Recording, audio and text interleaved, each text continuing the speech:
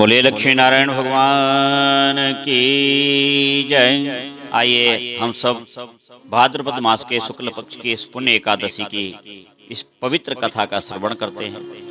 एक बार महाराज युधिष्ठिर ने नंदनंदन भगवान वासुदेव से पूछा कि भगवान, भाद्रपद मास के शुक्ल पक्ष की जो एकादशी है उसका नाम क्या है, उसका फल क्या है और उसको व्रत के करने की विधि कौन कौन सी है।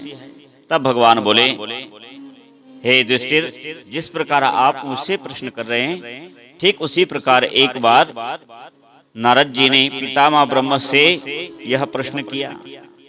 नारद जी ने पितामह ब्रह्म को बारंबार नमस्कार और प्रणाम करके पूछा कि हे पितामह ब्रह्म, भाद्रपद मास के शुक्ल पक्ष की कौन सी एकादशी है, इसका व्रत करने का फल क्या है, इसे किस नाम से जाना जाता है और इसे क्यों करनी चाहिए।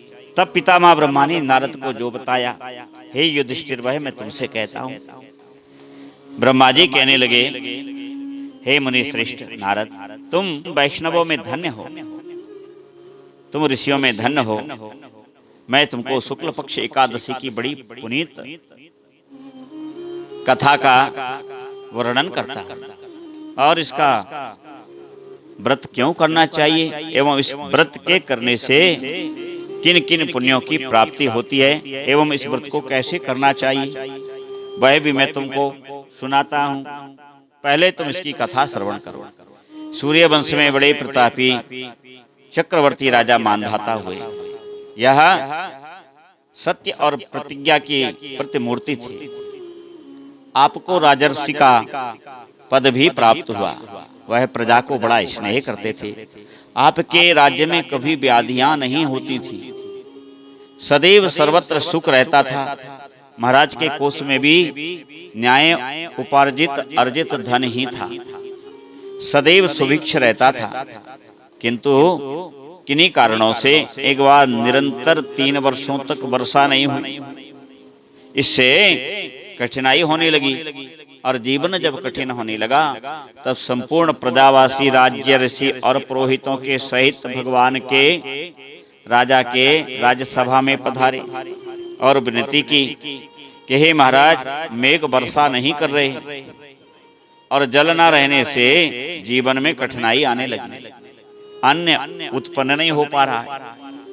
तब राजा ने सबका अभिवादन स्वीकार करके सबको बैठाया और कहा कि आप लोग सत्य कहते हैं, प्राणी के जीवन के लिए अन्न बहुत आवश्यक है, अन्न में प्राण रहते हैं, अन्न ही परमात्मा है। ऐसा मन में विचार करके उसके उपाय हेतु राजा उपरोहित ऋषियों विप्रों और प्रजा सहित वन को प्रस्थान कर दिया और वहां अंगिरा ऋषि का दर्शन किए और अंगिरा ऋषि को बार बार दंडवत करके प्रसन्न किया। तब अंगिरा ऋषि ने पूछा कि हे राजा, इस तरह प्रजा सहित विपिन में आने का क्या कारण है, राज्य में कुशल तो है। तब राजा ने कहा कि महाराज, मैं धर्मानुकूल पृथ्वी का पालन कर रहा था, किंतु फिर भी मेरे राज्य में वर्षा का अभाव हो गया, इसका क्या कारण है। तब ऋषि ने ध्यान करके देखा। अंगिरा ऋषि ध्यान करते ही बोले कि राजन, कारण तो बहुत हैं, किंतु अब कारण से क्या, यदि तुम चाहो तो उसका निवारण सुनो। राजा बोले, महाराज, यह उत्तम है। तब राजा को निवारण बताने लगे कि हे राजन, यदि तुम भाद्रपद मास के शुक्ल पक्ष की पद्मा नामक विख्यात एकादशी का व्रत करो तो उससे तुम्हारे राज्य में उत्तम वृष्टि होगी। तुम प्रजा और परिवार सहित इस व्रत का उत्तम अनुष्ठान करो। तब ऋषि के वचन प्रेम सहित राजा और प्रवासियों ने प्रेम से एक ही वचन में स्वीकृत करते हुए कहा कि महाराज, उस व्रत की विधि बतलाइए और उस व्रत के साथ साथ हमें क्या नियम करना पड़ेगा वह भी बतलाइए, उस व्रत का नाम क्या है यह भी बतलाइए। तब ऋषि अत्यंत प्रसन्न हो गए और ब्रह्मपुत्र अंगिरा ऋषि कहने लगे कि हे राजन, उस एकादशी के नाम को सुनो, उसको पद्मा एकादशी कहते हैं। किंतु भगवान ने क्षीर सागर में शयन करते हुए आज के दिन करवट ली थी। भगवान 4 महीने के लिए जब शयन करते हैं तो इस भाद्रपद शुक्ल पक्ष की एकादशी को करवट लेते हैं, इसलिए इसको परावर्तनी एकादशी भी कहते हैं। इसका एक नाम परावर्तनी एकादशी भी है। यह द्वादशी भेद्या होने के कारण वामन भगवान प्रकट हुए थे माता अदिति और कश्यप ऋषि से, तो इसको वामन एकादशी भी कहा जाता है। सो हे राजन, अब मैं तुमको इसकी पुनीत व्रत विधि बतलाता हूँ। एकादशी के पूर्व से ही भगवान का ध्यान करते हुए व्रत करता सो जावे और प्रातः काल ब्रह्म मुहूर्त में उठे और उठ करके किसी नदी, तालाब, कुएं, तीर्थ स्थल में अथवा घर में गंगा जल डाल करके जल के पात्र में स्नान करे। लक्ष्मी नारायण भगवान का ध्यान करता हुआ संकल्प करे कि हे भगवान, आज की ये परावर्तनी एकादशी का व्रत मैं रख रहा हूँ, इससे मुझे, मेरे परिवार को, मेरी संपत्ति को और मेरे धर्म को आप लाभ पहुंचाना। आप अर्थ, धर्म, काम और मोक्ष प्रदान करना और आपके चरणों में सदैव रति देना। फिर आकर के सूर्य अर्घ करे, फिर मंगल गणेश को रिद्धि सिद्धि के सहित भगवान का पूजन करे और फिर एक पटा बिछा करके उस पर लक्ष्मी नारायण भगवान को विराजमान करावे और उस पर ही वामन भगवान का भी यदि चित्र हो तो उसको भी विराजमान करावे, नहीं हो तो चावल पुंज रख करके अथवा 2 फूल रख करके और भगवान वामन, अदिति माता और कश्यप ऋषि का भी उस पर पूजन करें। आज शिवलिंग में ब्रह्मा, विष्णु और महेश का भी पूजन करें अथवा तो गणेश की प्रतिमा में ही ब्रह्मा, विष्णु, महेश का पूजन करें, तीनों देवों का पूजन करें और सबसे पहले लक्ष्मी नारायण और वामन भगवान को गंगा जल से स्नान करावे। जल में गंगा जल डाल दे, उस जल से स्नान करावे, उसमें तुलसी पत्र भी डाल दे और शंख से स्नान करावे। शंख में तुलसी पत्र, गंगा जल डाल करके, शंख ना हो तो किसी भी पीतल के पात्र, ताम्र के पात्र अथवा जो पात्र उपलब्ध हो उससे स्नान करावे। फिर पंचामृत बना करके उससे भगवान को पंचामृत से स्नान करावे। एक पात्र में दूध, दही, घी, शहद और शक्कर मिलाए और इस मिश्रण को मिला करके उससे स्नान करावे। तत्पश्चात पुनः शुद्ध जल से स्नान कराने के बाद भगवान को शुद्ध वस्त्र से या नवीन वस्त्र से भगवान को पहुंच करके पुनः विराजमान करा दे। फिर उनको पीला चंदन लगावे। लक्ष्मी नारायण वामन भगवान को पीला चंदन लगावे, गणेश रिद्धि सिद्धि को पीला चंदन लगावे, पीले ही पुष्पों से भगवान को माला बना करके पहनावे। तुलसी पत्र भगवान को चढ़ावे और तुलसी पत्र की माला बना करके पहनावे और उसके पश्चात भगवान को सुगंधित द्रव्य लगावे। चंदन आदि के साथ में इत्र आदि भी लगावे और भगवान से प्रार्थना करे कि हे भगवान, जैसे ये इत्र महकता है ऐसे ही मेरे जीवन से सुख समृद्धि महकने लगे, कीर्ति यश महकने लगे और राष्ट्र के दीनों के, दुखियों के हित में सदैव काम में आऊं। ऐसा कह करके भगवान के सामने विष्णु सहस्त्र नाम का पाठ करें, लक्ष्मी नारायण स्तोत्र का पाठ करें, पुरुष सूक्त, लक्ष्मी सूक्त, इनमें जो भी आपको उचित लगता हो उसका पाठ करें।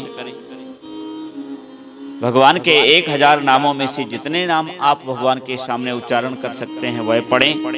ये सब ना हो तो प्रेम सहित ताली बजाते हुए, मंजीरे बजाते हुए, करताल बजाते हुए, जो सुविधा जैसी हो भगवान के सामने ओम नमो भगवते वासुदेवाय इसका जप करते ही रहें, जब याद आए काम करते रहें और करते रहें। और इसके बाद भगवान को पीले फल चढ़ावें और उसके बाद पीला वस्त्र चढ़ा करके भगवान को पीले ही मिष्ठान का भोग लगाएं, लड्डू का, मिठाई का, और फिर भगवान की आरती करें। आरती करके 4 परिक्रमा करें। अगर परिक्रमा की व्यवस्था ना हो तो अपने हाथ को 4 बार भगवान के आसपास घुमावें और कहें कि हे आदि नारायण, लक्ष्मी नारायण, हे पृथ्वीपति, आप संपूर्ण चराचर विश्व के स्वामी हैं। आप मेरे सभी मनोरथों को पूर्ण करना, मेरे परिवार को आरोग्यवान रखना। परिवार में कोई दुखी हो तो उसके लिए कामना करना कि इनके दुख का निवारण हो। परिवार में किसी के पास बहुत अच्छी संपत्ति हो तो उसके लिए प्रार्थना करें कि इसकी संपत्ति चिर स्थिर रहे। अगर कोई दीन है, कोई हीन है, तो उसके लिए भी प्रार्थना करें कि हे आदि नारायण, इन सबका मंगल करना, इनकी समस्त कामनाएं पूर्ण करना। ऐसी कामना भगवान से करें और फिर रात्रि में नृत्य, गीत, जागरण का आचरण करें। 4 पहर का जागरण करें, ना हो तो 1 पहर 2 पहर का ही रात्रि का जागरण करें। रात्रि में कीर्तन करें और यही सबसे प्रिय भगवान को लगने वाले इस 12 अक्षर मंत्र का जप करें। ओम नमो भगवते वासुदेवाय। और फिर दूसरे दिन द्वादशी को प्रातः काल उठ करके पुनः भगवान का इसी क्रम से पूजन करके आरती करें और जो किया हुआ व्रत है वह भगवान को सौंप दें कि यह व्रत एकादशी का हमने किया। व्रत की पूर्णता के लिए दान करें, अन्न दान करें, चांदी का दान करें, ताम्र पात्र का दान करें, जल का दान करें, जल पात्र का दान करें और छाते का दान करें। यह किसी भी निर्धन व्यक्ति को अथवा ब्राह्मणों को दान करना चाहिए। इस यज्ञ को करने वाले को वाजपेयी यज्ञ के फल की प्राप्ति होती है। वह इस व्रत करने से तीनों लोकों में निवास करके फिर मोक्ष को प्राप्त होता है। जो मोक्ष की इच्छा रखने वाले हैं उन्हें अवश्य इस व्रत को करना चाहिए। यह व्रत सभी को सभी प्रकार की संपत्ति को प्रदान कराने वाला है।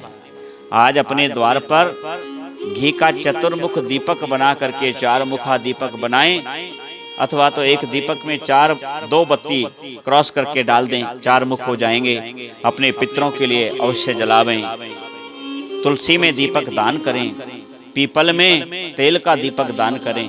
ऐसा करने से आपकी शनि, राहु, केतु आदि की दशा महादशा समाप्त होती हैं, उनमें शिथिलता आती है और पितृ अत्यंत प्रसन्न होते हैं। ऐसा व्रत करने से आपकी समस्त मनोकामनाएं पूर्ण होती हैं। ऐसा सुनकर राजा अपने भवन में अंगिरा ऋषि को प्रणाम करके गए और प्रजा सहित इस व्रत को विधि विधान से किया और इसी विधान से व्रत करके और उन्होंने भगवान को वह व्रत सौंप दिया, जिससे उनके राज्य में सुभिक्ष हुआ, सुवृष्टि हुई।